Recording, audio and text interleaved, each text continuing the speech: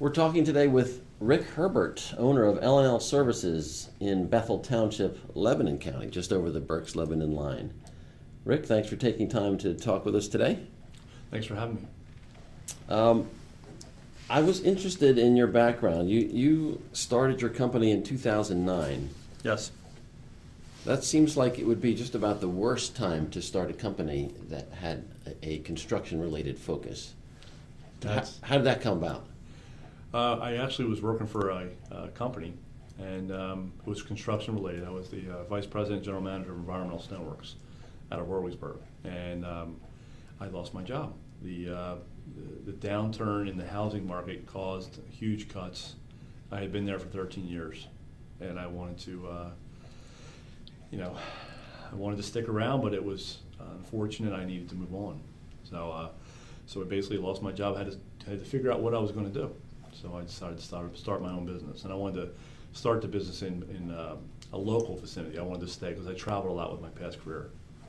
And it seems like you've tried to find a little niche between big contractor and small handyman kind of service. Yeah, what I found when I'm a mason by trade, and I grew into I call it the white collar trade with my past job from masonry. But then when I left that, I wanted to go back to masonry and kind of incorporate what I did from a white collar to run a construction business. But I did not want it to be too big. One of the things I saw was a real dilemma was with the economy being as lean as you possibly could.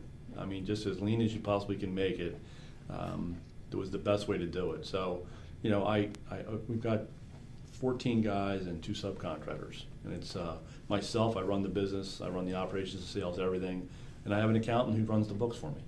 That's it. Now you've done some work, some community work. Mm-hmm. You helped out with fixing the roof of Berks County's oldest veteran. Mm-hmm. You were nominated recently for one of the Profits for Passion small business honors. That seems to be built into the business model. Talk about that. We believe in tithing with our business. My wife and I say we. My wife Michelle and I believe in tithing with our business as we do personal. We're Christians, and we've been blessed. When you go back to your question before and you asked about why'd you start this business? Well, it was a very scary thing to do, but we've been extremely well taken care of ever since. So I haven't wanted for work. I'm big on going out and looking for work and trying to create opportunities. We believe in doing a good job, like every contractor does. But I don't know if you heard my whole story, you would definitely say, yeah, you're blessed because we are so busy. It's insane, and in a good way, So when it comes to giving back or doing something, it's kind of like. At church they teach me if you're grateful, don't just say you're grateful, act like you're grateful.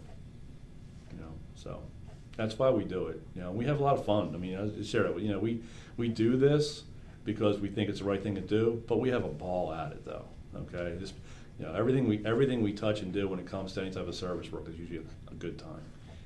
And how's business? You said it's crazy busy. Yeah, we're swamped. We had a lull this year in August.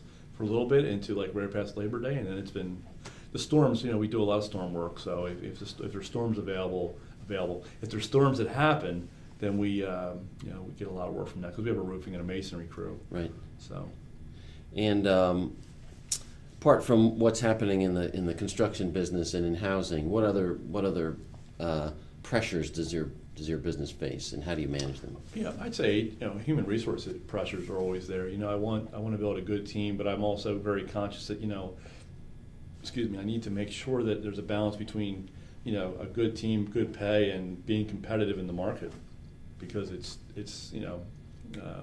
we're sitting around a painting job right now, and painting is a great trade, and it's actually a skilled trade.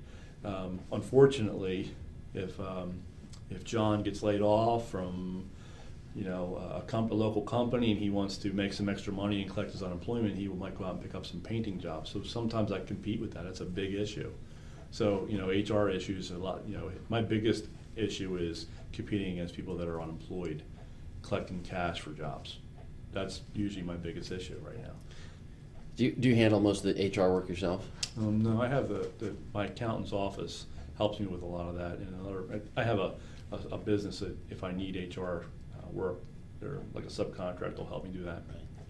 So, but we like to have employees, where I like to have employees. I like to have control over what happens on a daily basis. I like to have my own trucks, my own tools, and have employees that can come to work, know they're going to get 40 to 50 hours a week every week, and and we stay very busy through the winter.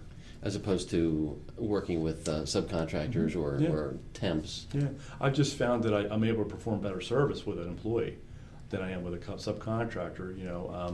And yet I do have subcontractors. I have 2 or 3 subcontractors that I use all the time, and they're great.